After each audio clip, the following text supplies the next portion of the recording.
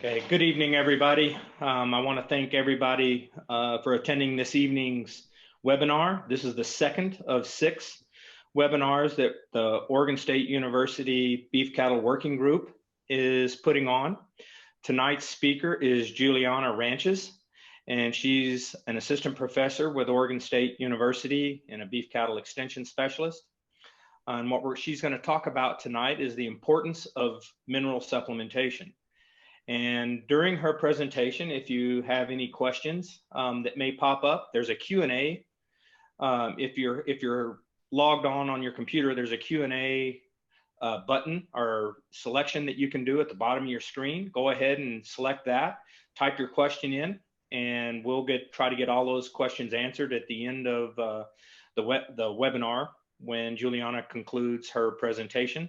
That way she can go through it. And with that, I'm going to go ahead and turn it over to Juliana so she can get her presentation done. And hopefully we can have a nice give and take on a question and discussion period. So with that, Juliana, the floor is yours. Thank you, Dave, for the introduction. I always get a little bit confused at the beginning. Let me try to minimize my video so I can see my slides. Okay, so thank you, Dave, for the introduction. As I mentioned, as my name is Juliana Ranches, I'm assistant professor and beef cattle specialist at Oregon State University, and I'm really happy to be here today to talk to you guys a little bit about mineral supplementation. So, okay, so just as a presentation overview, this is basically what I have planned for today. We're going to discuss a little bit of the differences between the 2 classifications of minerals, so the macro minerals and the trace minerals. Then I want to discuss a little bit about the requirements, the beef cattle requirements. Next, we'll discuss a little bit about the forage mineral contribution. So this is going to be very focused on Oregon and what are the mineral contribution of forages in Oregon. With this discussion, we'll see what are the main minerals lacking in these forages in the state. And with that, we'll look into mineral analysis, and then we'll discuss a little bit on the mineral supplementation strategies, okay?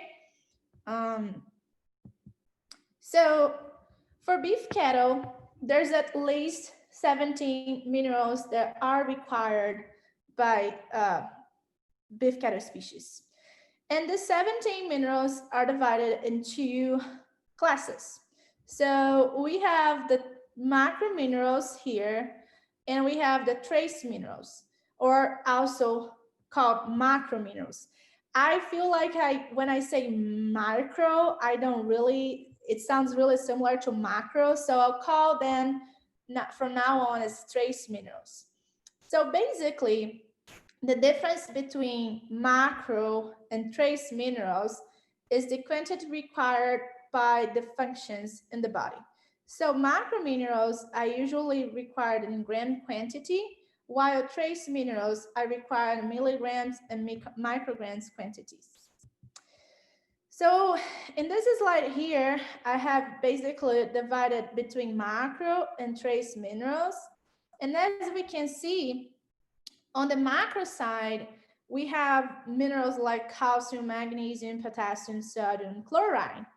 And we and the animals require these minerals in greater quantities. So if we think about calcium and where is it found in the body, calcium is mainly found in the bones. So that's why it's classified as a macro mineral, because the quantity found in the body is much greater when compared to trace minerals. So on the trace mineral side, going back a little bit, so on the macro mineral side, so they will usually be part of like large pools in the body, while the trace minerals are components of metalloenzymes, enzymes, and cofactors. So much small functional components in the body. So that's the main differences between the 2 classifications, the macro and the trace minerals, okay? So when we think about requirements, research regarding mineral requirements for animals go back to the 17th century. And the way we establish requirements haven't really changed a lot since in the past year. So basically, to establish a requirement, and this is for all the species, so for animals and for humans, for example, we do dietary trials. So basically what we do, we have 5 different levels of supplementation. For example, let's say we are trying to supplement copper.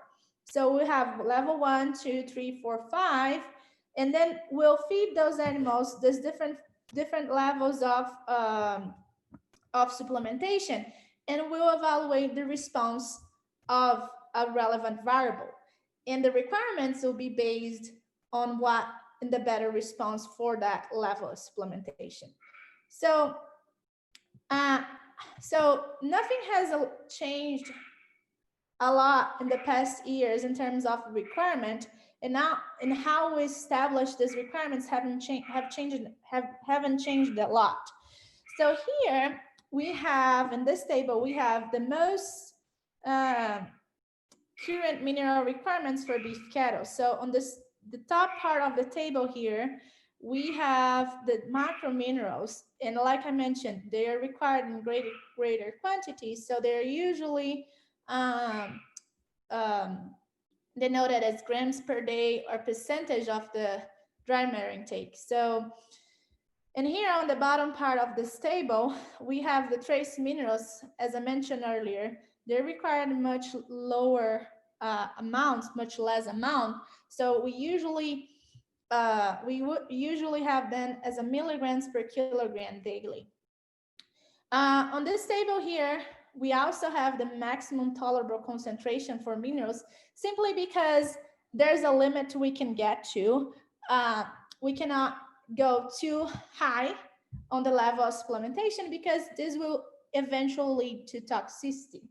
So just then the requirements, although it's like I was talking about how we establish the requirements, although not a lot has changed in the last years, this is the best numbers we have to try to estimate or try to manipulate the intake of cows. Another thing that I would like to point out about the requirements is that most of the requirements are established using mature cows. So although we have these numbers, they might not be the best representation for different animals. For young animals, for calves or something like that, that might be may not be the best number. But that's what we have, and this is what we have to work with. Okay, so when we think about the requirements of cattle, the main source of minerals for cattle is usually what? Is the forage. Some people will say like, oh yeah, the main source of minerals for my cattle is the supplement I have in the pasture, the mineral supplement that I have in the pasture, but that's not the case. The main source and the primary source of minerals for cattle is the forages, because think about a cow. She will be in the pasture, she will be in the range, and that's the primary source of mineral for those animals. So very often that forage will not meet the requirements. So it will be either below or above the requirements for cows. So specifically for today, I went and I got a little bit of data from the Oregon Forage Library. So it's here, and I want to share with you guys. I believe this is available online. And basically here what we have is nutritional analysis of forages of 32 different samples that were collected throughout the state. So we have alfalfa hay, different cuttings. We have mix of hay with different levels of protein, silage, and other forages. And this is just a normal nutritive analysis, but I want us to focus here on the trace minerals, because this is where I'm going to focus more to the end of the presentation. So I cannot see it well, but here we have copper, iron, manganese, selenium, and zinc. And basically what I did, we'll see in the next slide, I summarized all this data and I create an average for the state based on this table. So let's look at this, oops, let's look at this next slide. So when we summarize all this data, all this forage data, we can see that the copper concentration of forage is 6.2. Selenium concentration of the forage was 0.06, and zinc concentration of the forage was 18.26. So basically, these three minerals here, copper, selenium, and zinc, when we compare those to the requirement of cows, the most recent requirements, they're below the level that they should be. So the main problem with the forages in Oregon is the lack of copper, selenium, and zinc. So to make this a little bit more clear, I try to put in a different way. So we know the requirements of this cow here. So we have, I'm sorry. So for this cow here, the requirements is 10 milligrams per kilogram. The selenium requirement is 0.1 milligram per kilogram. And then the zinc requirement is 30 milligrams per kilogram. So when we look at the forage, we collect a sample of this forage and we get those numbers here. So basically, if we look at this table here, there's a difference of negative difference for copper of 3.7 milligrams per day per kilo of forage. The difference will be 0.04 milligrams for selenium, and zinc is about 1.7 milligrams per kilogram. So if you think about like, oh, this is such a small number, it won't do anything for my animals. But on the long run, if we think about it, a cow will consume approximately 2.2%, 2.25% of her body weight in forage. So that means it is about 12 kilos of forage every day. So for every kilo of forage, she's missing 3.7 milligrams of copper. So in a day, if we calculate, she's below 44.4 milligrams of copper. So if she has no other type of mineral supplementation available, she will be always below the her target requirement. There's something. Okay. Okay.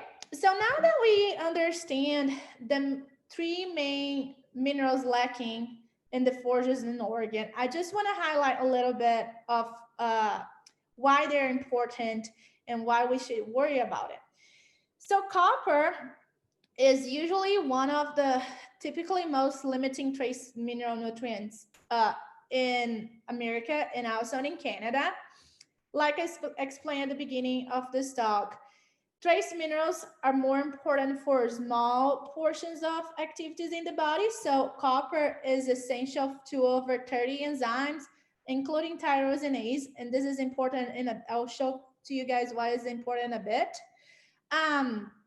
It's also essential for maintenance of reproduction, immunity, and growth. So if we have copper deficiency, we often see problems related to repro, immunity, and growth.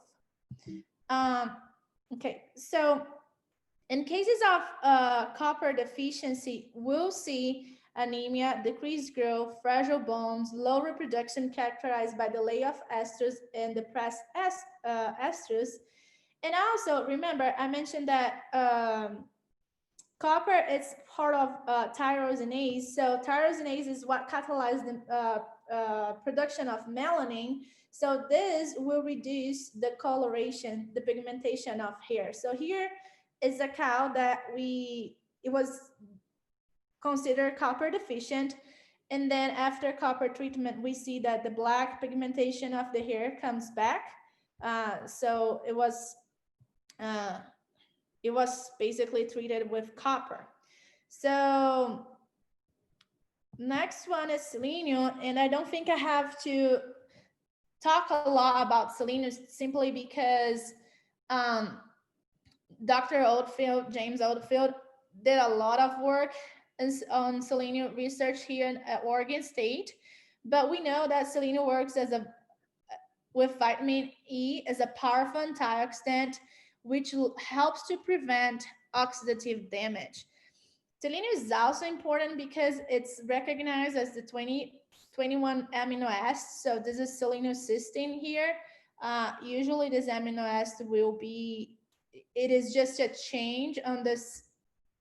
Here normally we have sulfur, so here and on the selenocysteine we have selenium.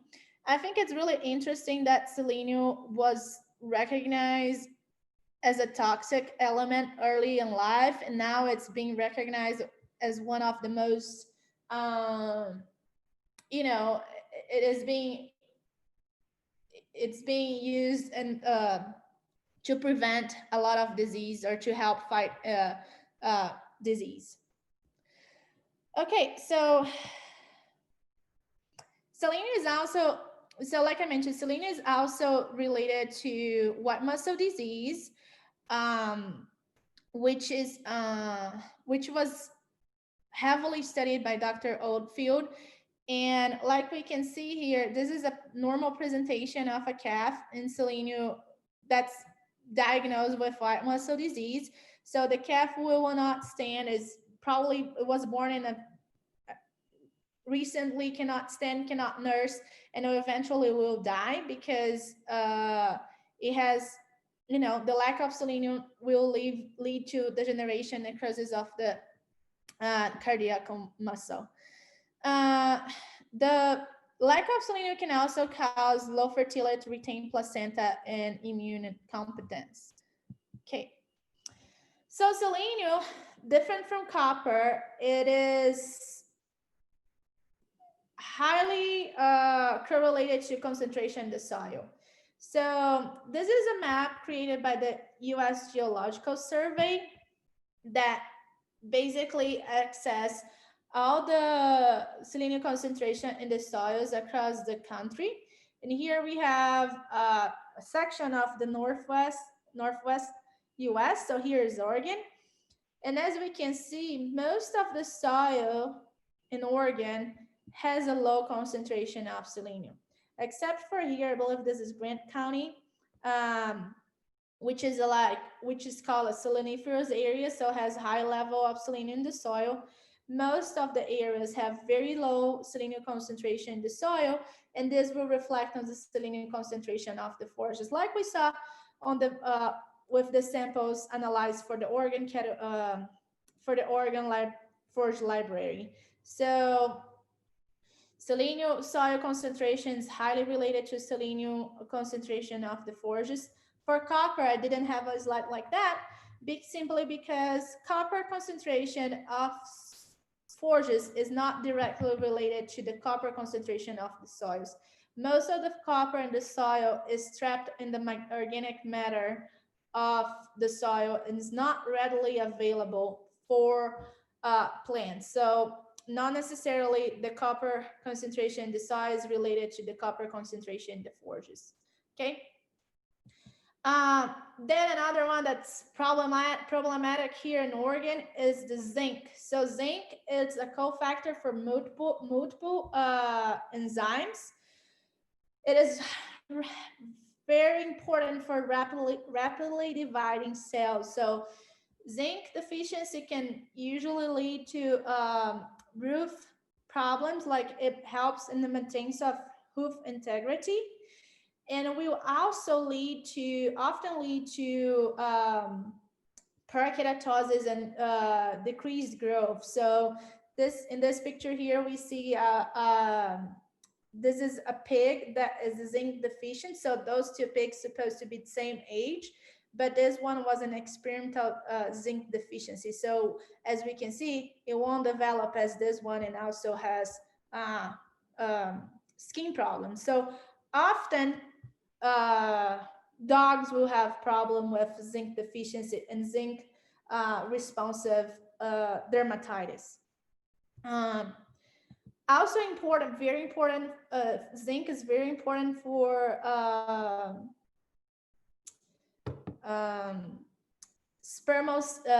spermatogenesis. So, and for bull reproduction, zinc is important. So we will reduce the spermal cell abnormalities because this is a rapidly dividing cell. So if you're raising bulls, pay attention to the level of zinc of your supplements because this can make differences on the their fertility, basically. Then another two minerals I would like to touch base before we move to mineral analysis is sulfur. So sulfur, it's not a trace mineral. From some of the forge data that I've looked over before this talk, it seems that the sulfur concentration of forges in organ it is within the adequate range. Is not too high, but it's not too low, which is good. But I'll discuss in a bit about it, how we can increase it, and how that can be bad. But we need to think about sulfur as something it's important, it's essential because it's part of amino acids in the body, so we have to have it. It is also a component of vitamins like biotin and chondroitin, which is present in the cartilage, bones, and tendons. And the conditions of sulfur deficiency is very unlikely, especially for organ. I think we're in a good range, so we don't have to worry about. But there's on the other hand, we should worry about toxicity. So most foraging supplements tend to be moderate or high in sulfur.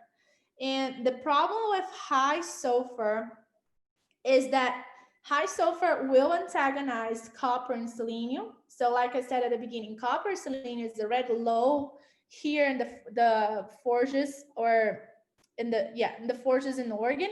So this sulfur will antagonize it, which makes it a little bit more difficult for the concentration. So if we already have it low, having high sulfur can make it even lower. And another problem with excess of sulfur is polyencephalomalacia. So polyencephalomalacia will lead to death quite rapidly. So basically, when we have an excess of sulfur, what happens is in the rumen, we have production of high sulfate. I'm sorry, I missed it. We have production of hydrogen sulfide, and hydrogen sulfide is really toxic to the brain cells. So when we produce brain cells, when we produce hydrogen sulfide, those can be toxic to the brain cell, which then will lead to cattle death due to polyencephalomalacia. And the problem with sulfur is that, like, although we have decent levels of sulfur in our forages, it can be increased very easily. So supplements will often have high concentration of sulfur. So protein supplements, ethanol co-products have high sulfur concentration. Fertilizers will have high sulfur concentration. So if you're fertilizing your crop, it might include add more sulfur to your crop, so that's not going to be good. And there's also atmospheric deposition. So for us here, that will be not so problematic because it's more related to places that are close to industry. So sulfuric rain and stuff like that will increase the concentration of sulfur that cattle can graze. So, okay, so let me see. And another thing that I want to discuss a little bit about, or more on the not so limiting for organ, but is that it's what drives supplement consumption, right? So sodium and chloride is what makes salt, and this is the main thing that drives mineral intake. So when we're talking about when we're talking about mineral supplements like free choice supplements, what makes the cattle go to the mineral feeder is the salt they're craving. Okay, so salt is the only mineral that cows have nutritional wisdom to consume. So I don't really like using the nutrition wisdom, but they basically crave salt, and that's the why they make a visit to the mineral feeder. Okay, so generally, salt intake increases when forages have high moisture, just because of a dilution factor, and it usually the intake will decreases when energy and protein supplements are offered. So, and essentially, this happens because those supplements usually have high salt content, so their craving for salt basically is reduced because we are feeding something else, right? Another thing that limits the intake of salt is the water content, salt water content. So if our water source is high in salt, let's say that you're close to the ocean, something like that, the concentration of salt in your water will be high, and this will reduce the consumption of a mineral supplement, for example, because they don't have the desire to consume that supplement high in salt. So salt, it's included in the supplements to both encourage and limit the consumption. So basically, like I mentioned in the beginning, animals have this desire to consume salt, and this makes we able to manipulate a supplement to be consumed or not, because they will crave that salt. It's really important. So what is really important to think that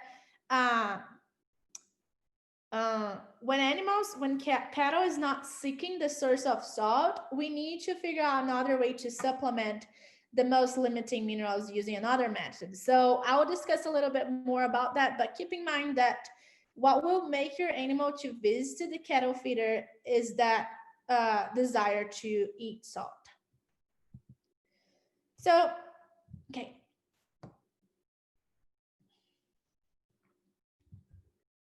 So now moving into a little bit of the mineral analysis. Like I said at the beginning, the main source of mineral for cattle is the forages. You might include feed and mineral supplements on your routine, on your supplementation practice, but the main source of minerals for cattle will be the forages.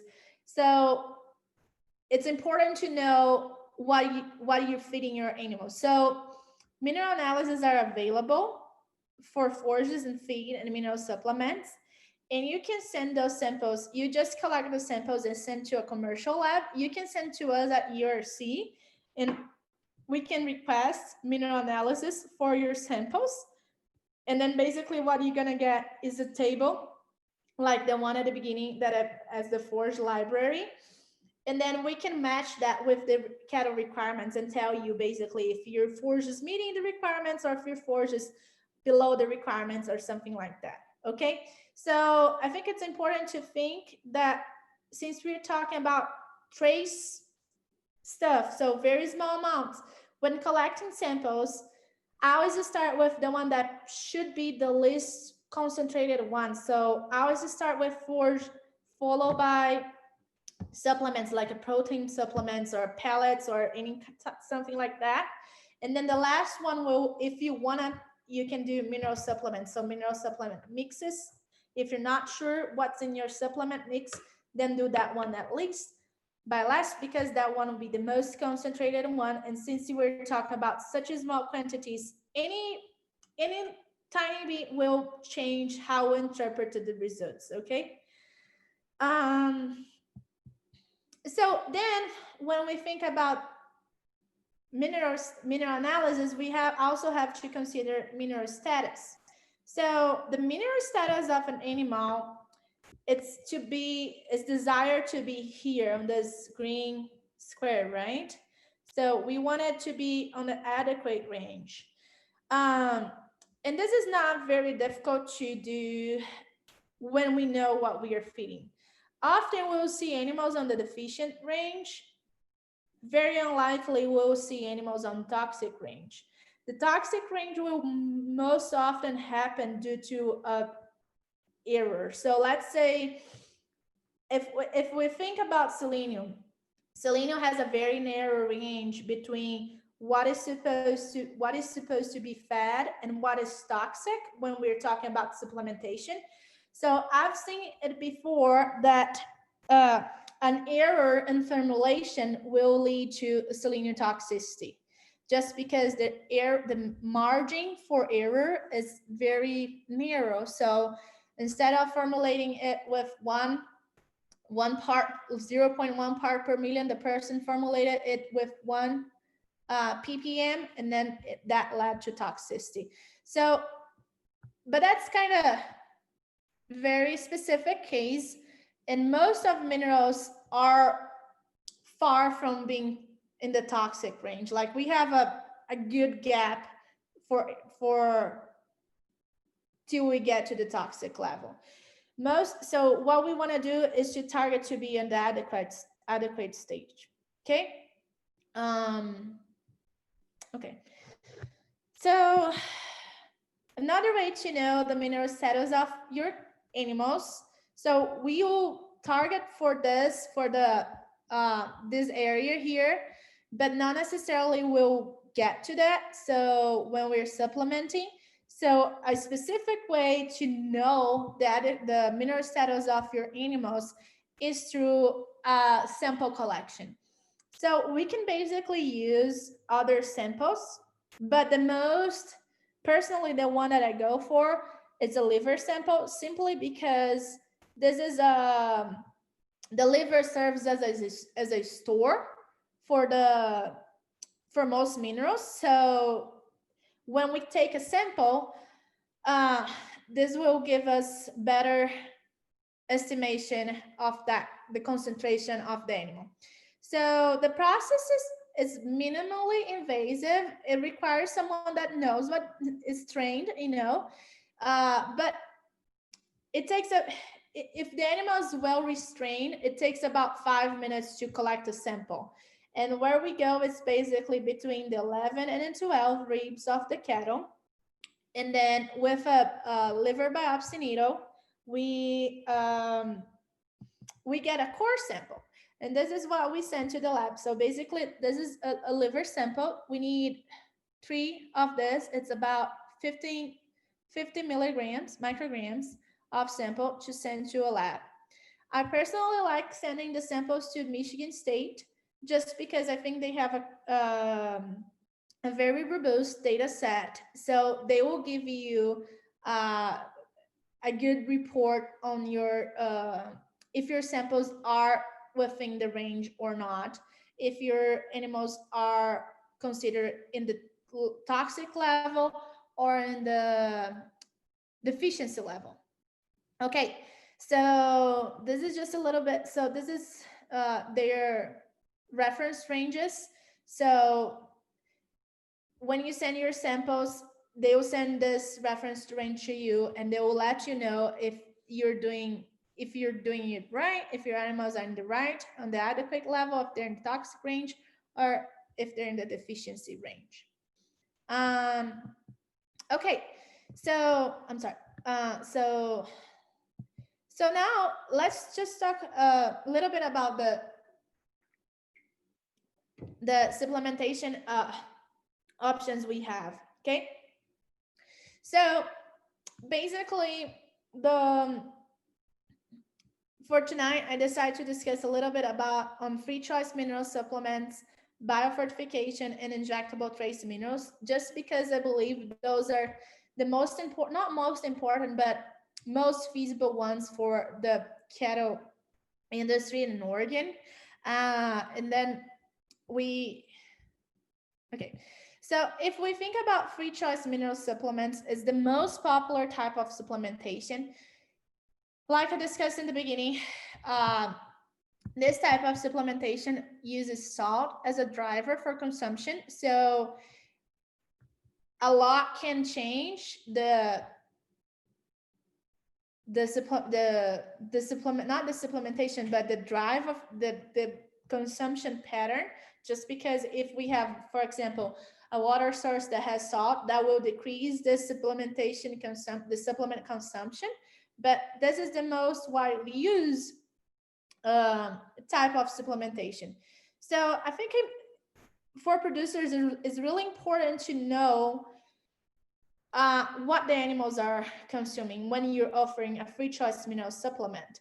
So managing intake is really important. And you don't have to manage intake very closely. So if you're able to answer these questions here, what are the cows consuming? How much are they eating? How long a bag of mineral supplement will last?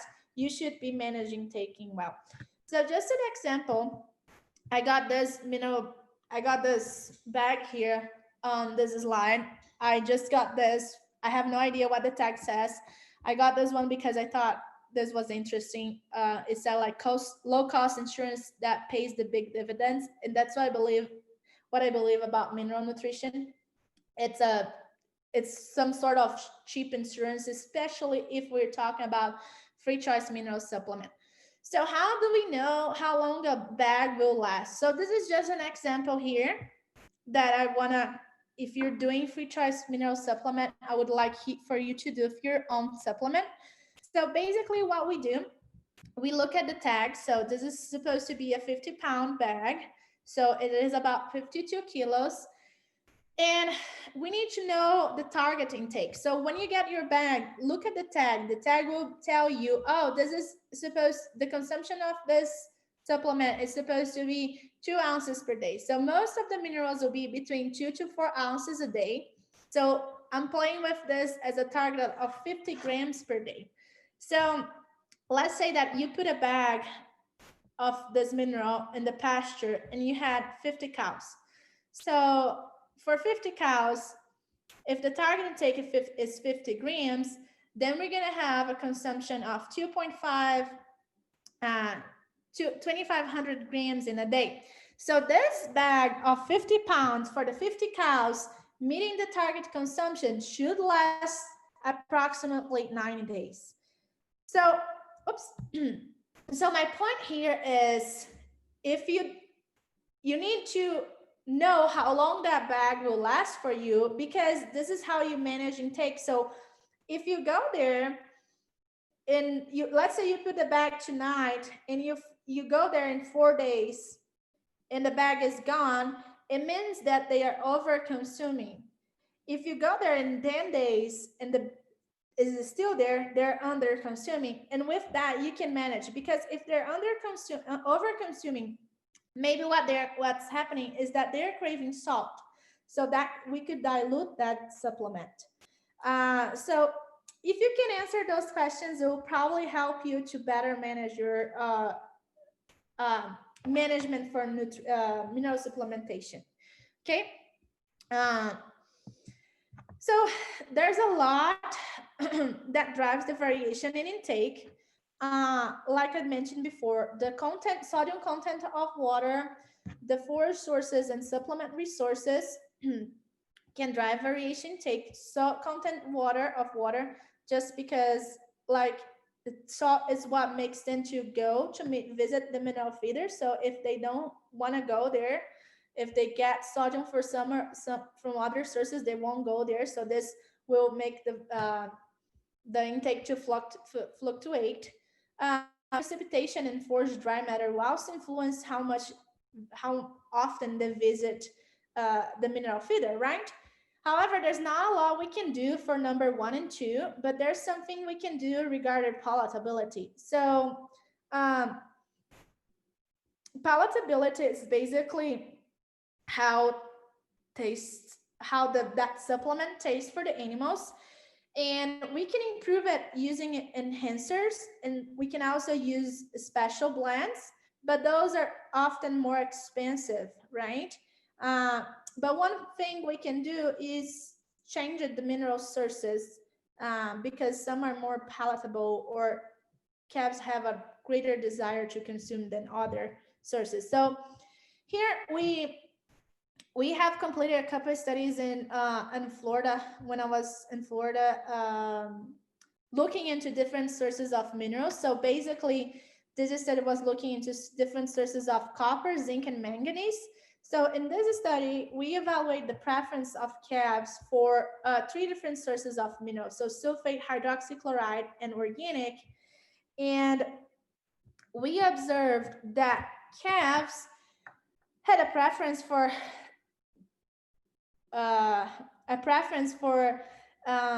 supplements fortified with hydroxychloride of sources of copper, zinc, and manganese. And also when we had all together here, they would consume more of the hydroxychloride sources here. And basically, I like to think about mineral sources like I think about sugar. So I drink coffee with stevia. So, and some people will drink with sugar, right? The main goal of those things, sugar and stevia, is to make the coffee sweet, right? Same thing, but sometimes it will taste a little bit different. So this is how I think about mineral sources. So at the end, we are providing copper, we are providing zinc, we are providing manganese here, but animals are more likely to eat because it tastes a little bit different. So they have a lesser aversion. Also, we need for sources, there's also another point that's important to discuss, which is the solubility of the molecule. We believe that those hydroxychloride sources are less soluble, so the molecule won't dissociate on their at the pH of the mouth. So we believe there's a less metallic taste for sources of hydroxychloride, of copper, zinc, and manganese when compared to other sources. Okay.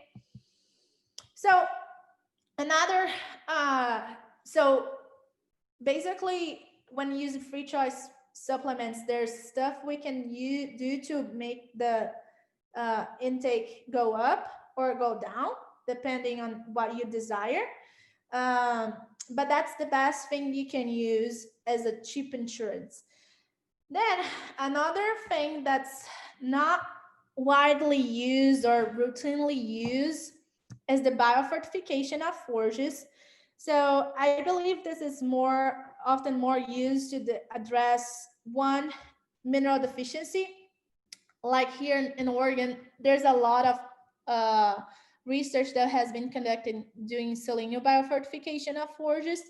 In some other countries like Finland, the selenium biofortification of crops, it's required by law. I believe also in Africa, they also biofortify staple crops with trace minerals to make it more nutrient rich. So like I think rice and wheat is biofortified, but often here we use to address one mineral deficiency. So in our case would be selenium, right? Or maybe if you have a region that has very low copper, you could do copper biofortification or zinc biofortification. But regardless, we did some trials in Florida and with hay. And what we did was basically we biofortify the hay fields 8 weeks prior to harvesting with sodium selenite. And after harvest, we saw that we were able to increase considerably the amount of selenium in those hays. And the supplementation of this forages was highly effective to increase the liver concentration of those calves. So we supplement the calves after we create this hay, this biofortified hay with selenium. We supplement the calves with either sodium selenite, which is this orange line here, or selenium hay. And we were able to increase the selenium status of those animals. So, and as we can see here, animals that were in control treatment, they were considered selenium deficient at the end of the trial.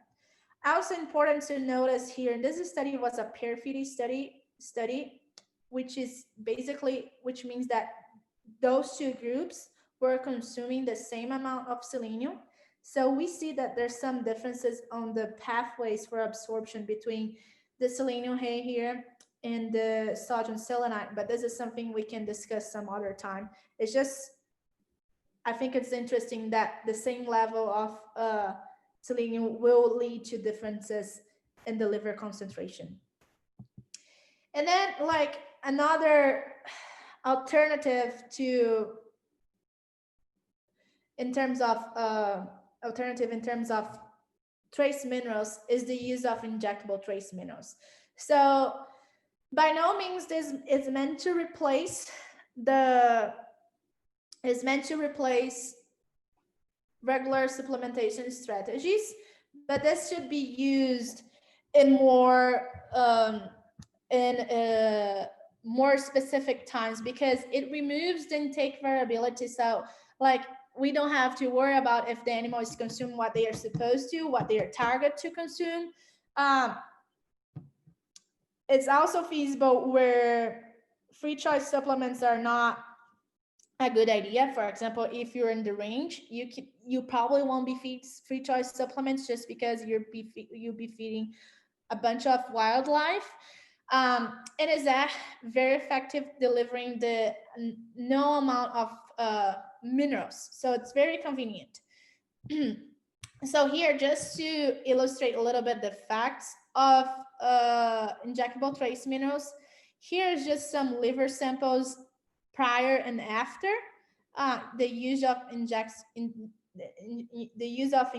trace minerals. So this the gray bars, it's on day 0 for copper, selenium, and zinc, and then we see the change, the increase in those minerals in the liver. So I believe that injectable trace minerals are very good for specific times and for the most challenging times for animals. So I would recommend using it prior to, for example, weaning, prior to send your cows to the range, or prior to, transporting them, because because they're readily available. So it should be used in moments where those animals need the most to be using greater reserves, basically. So we know when that is going to happen, so you prepare to be using that. Okay, so so as a take-home message, I think it's really important to know the mineral availability at your operation, or the lack of it. I think most important is to know what is lacking, not what is good, right? Know the mineral status of your herd. Free choice mineral supplements is a form of insurance. So if you manage the intake, if you know what they're consuming, you should not be super worried about their mineral status, just because they're consuming what they should be consumed. And once you know the availability or the lack of the minerals in your operation, you can plan a better mineral supplementation strategy. Okay, with that, I'll take any questions. I think I kind of went too fast, but I'll take any questions now. And if you have questions that you think about later, you can email it to me or just give me a call. Hey, thank you, Juliana. Okay, everyone, appreciate listening and staying online. I saw that Shelby Philly, who was one of our panelists and a speaker last week, in the chat box, for those of you that are online and can view it, she provided 2 links that you can see. The first link is to the Oregon Forage Library, which Juliana talked about, and used those forages. It's a really nice resource that has not only forages, different types of forages, but it has forages from specific counties. So you can kind of look at that, and it'll give you a starting point for when you're looking at your forages and trying to determine nutritional quality, and in this instance, the mineral content. So that's really nice. And then the other link that she shared is basically the forage evaluation program that we run through the Eastern Oregon Agricultural Research Center. And that link will show you how and what Shelby talked about last week, how the proper sampling of forage. And then also it's got some links on ration evaluation, the OSU calculator, and a couple other things. So with that, we do have a couple of questions. Let me see here. They're starting to come in. Jacob Powell asks, okay, never mind. He was talking about the links that they were in chat. Jack Southworth asks, You probably said this, but what is the most accurate way to determine mineral deficiencies?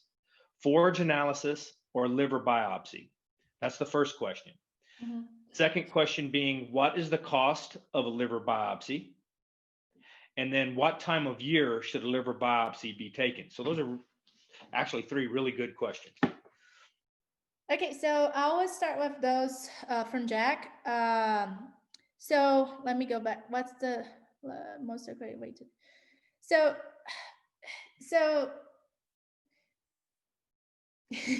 sorry.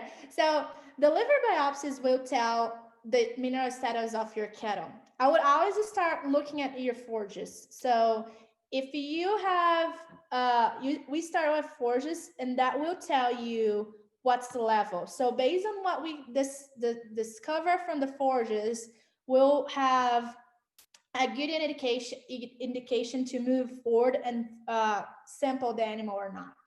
You know, unless you have some reasons to suspect your animals are deficient. Okay, otherwise I would not get a liver biopsy.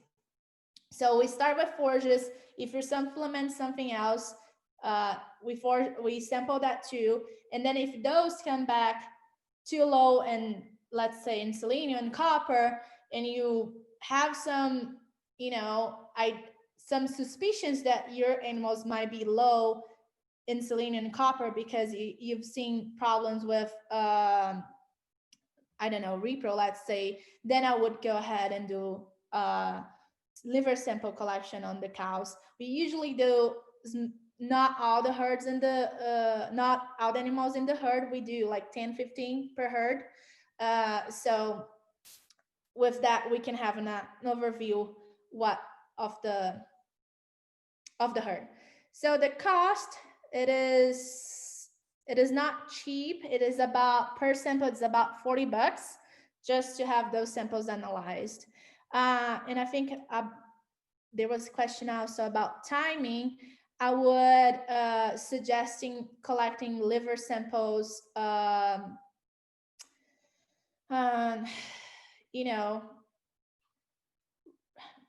before breeding season. I believe would be the best time of the year to collect.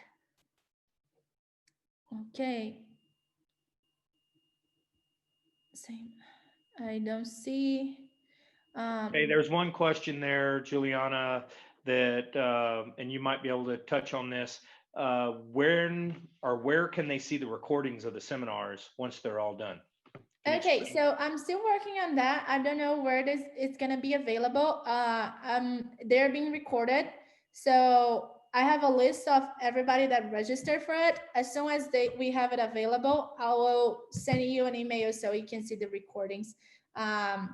But they will be somewhere online. I just don't have a specific place for right now. Okay, thanks. We got another question in this one's in the question box. It's from Josh Staley.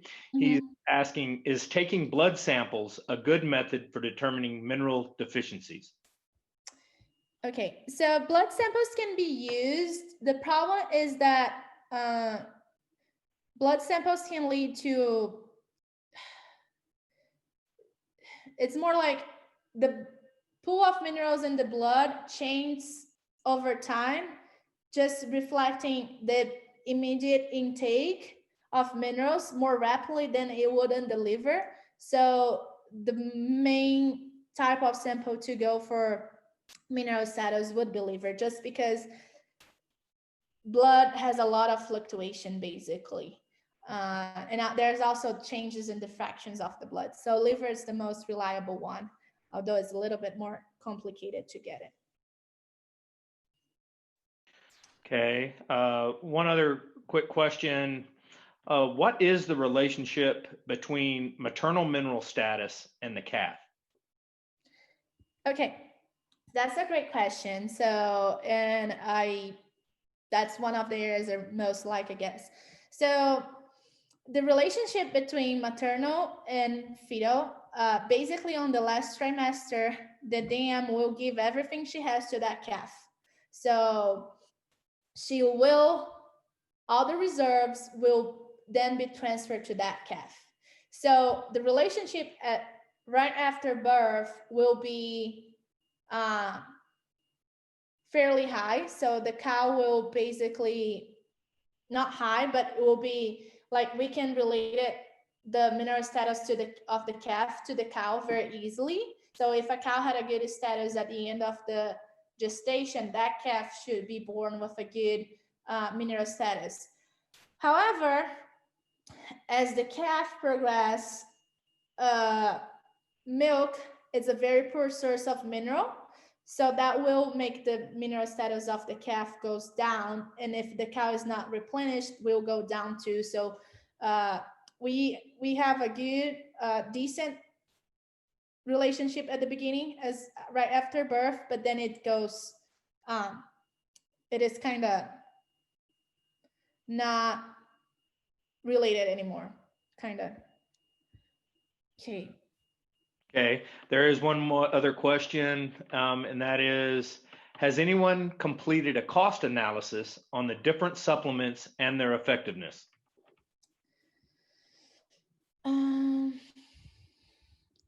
I'm not sure if I understood that question. I think, and they can type in if I characterize it wrong. I'm guessing that the person wants to know, with the different types of supplement strategies that you talked about for providing minerals, has anybody done a cost analysis looking at which one would be most economically beneficial? Okay, thinking about the different strategies, I don't think there's like really a comparison between, free choice supplements and biofortification and trace injectable minerals. But we know that the cheapest one will always be the free choice supplements. If that was the question. If we're talking about sources, there's indication that sulfates will be the cheapest one. Okay. I'm not seeing any other questions right now, Juliana. Okay.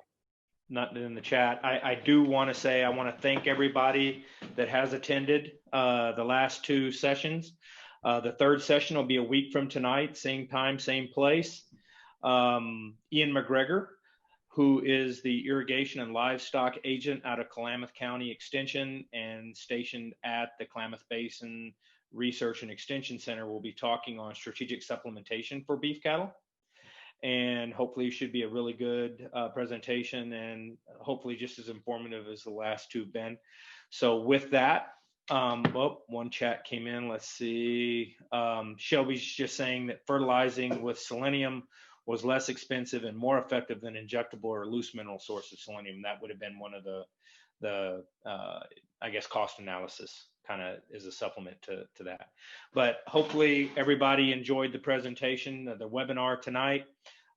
Hopefully, if you know how to do it, give Juliana a hand online, and we'll hope to see you again next week when Ian gives his presentation. And with that, thank you everyone for participating. And if you enjoy what you saw, let Juliana know or let us know, and we'll try to keep this going forward. And I think we've got 3 more to go, or 4 more to go. So anyway, take care all. See ya. Thank you, Dave. Bye.